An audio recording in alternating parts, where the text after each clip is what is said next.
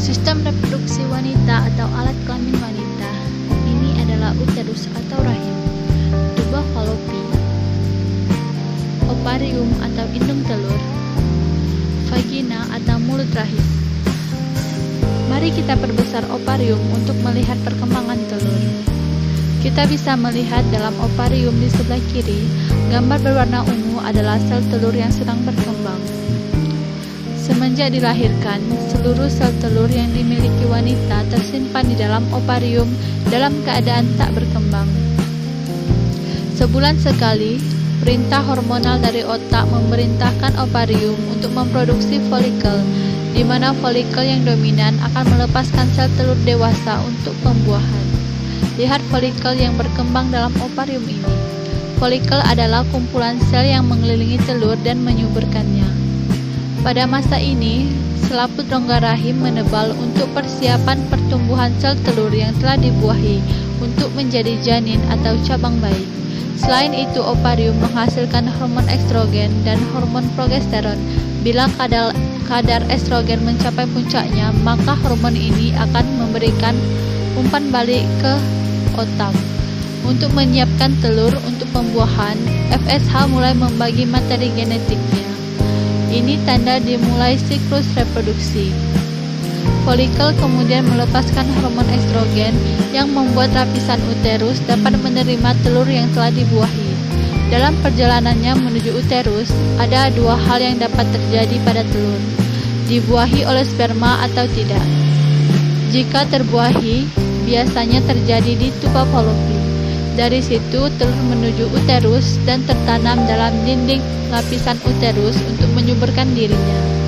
Jika telur tidak dibuahi dalam waktu 24 jam setelah keluar dari ovarium, ia berhenti berkembang dan hancur sebelum mencapai uterus.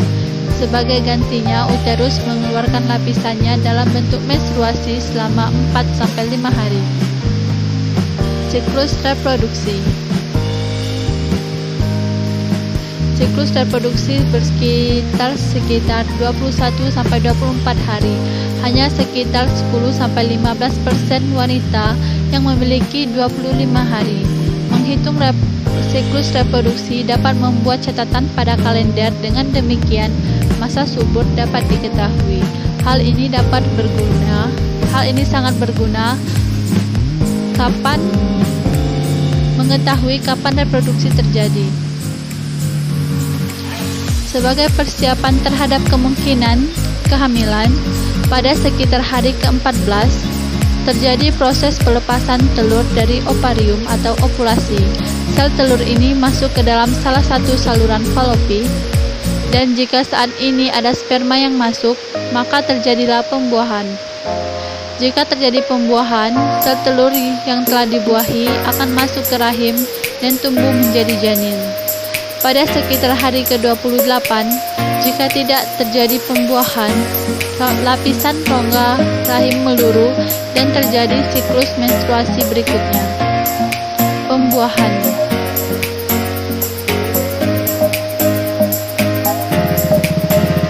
Jutaan sperma dilepaskan dalam satu kali ejakulasi saat puncak senggama. Setelah dipancarkan ke dalam mulut rahim, sel sperma bergerak ke dalam rongga rahim dan saluran telur untuk mencapai sel telur yang matang dan siap dibuahi. Dari jutaan sperma yang dipancarkan, hanya beberapa yang dapat bertahan hidup sampai indung telur, dan hanya satu yang dapat bertahan hidup di indung telur. Sperma kemudian mempenetrasi dinding telur, kemudian mengkombinasikan